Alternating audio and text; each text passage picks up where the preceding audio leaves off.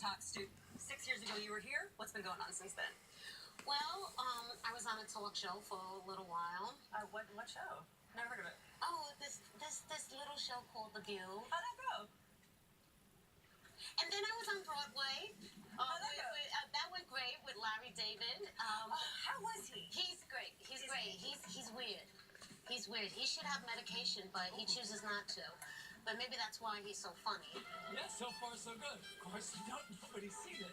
Every night was pure joy. I cried like a bitch at closing night when he left, and Jason Alexander took over, thank goodness. Now, how's his medication intake? Jason doesn't need medication.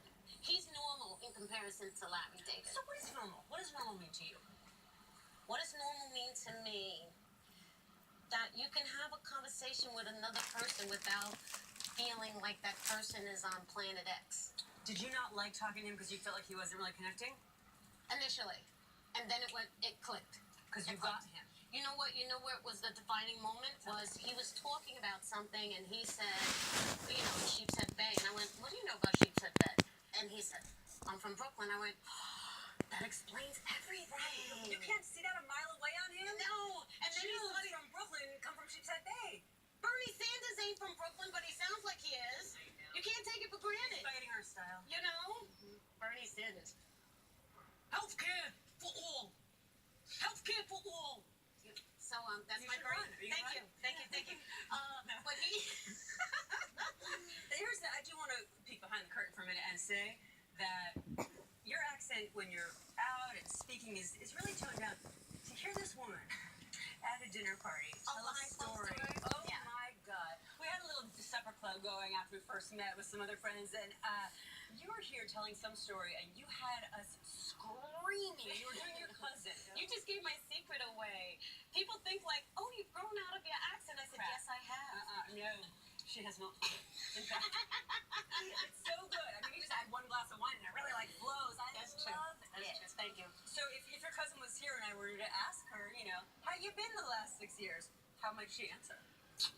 Good. Did you get married? Yeah. How'd it go? Good. What'd you wear? Something nice. Who married you? Who will marry you? Oh, please. My God. No, I meant, what man would marry you? Oh. A man that looks like this? This man? Tracy's dressed for a wedding. Yeah, that's how dogs react to my real accent. You know what's interesting about you? Besides so many things. Last time you were here, you wore a hat. This time you're wearing a hat. Different hat. What do you It's that when I was a young guy, I always wore hats. And one day, my father and I, God rest his soul, were going through the family album, and I saw a photo after photo. He was always wearing a hat, and I never seen him wear a hat before. And I said, Papi, you wear hats? He goes, just like you. So it's just the thing. So it just comes naturally to me, and it's not about hiding. It's not about this. Most of the time, it's about bad hair. As Latins, our hair is very important to us. Very, very important. Well, see, my friend Johnny LaBoy, who does my hair usually, but he didn't for this. Thank you. He says that if you can't take off a piece of hair piece, if your hair still doesn't look good, then you got too much fake hair on. Wait, if you take off? Oh, if you can't go without it and still look good, then you wear too much. You wear too much hair. It's like just you 2.0. Yeah. You a little better. It's like chicken cutlets for your boobies. No, It's like it's like if you know want. what you do? Because you are looking full. No, these are all natural. Thank you. You can't see it's smushy. That's how you know it's real. But just if you have you stick them in and then you look like you have big boobs, but it doesn't look fake. But not real chicken. No, that's what they Or call them. vegetarians. Yeah. All right, so you're telling me the hat is not a shield? No. It's funny you should say this about your dad.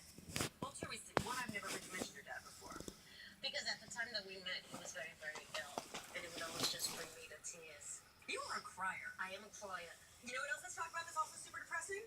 AIDS. AIDS is depressing, but it's also very hopeful to speak about. the company that I'm supporting right now is Bridging Access to Care. They have done so much for this borough, and they are not recognized in the way that they should be. There's a lot of people who are living with HIV and AIDS that do not have proper housing, and once they do get housing, they don't have anything to sleep on.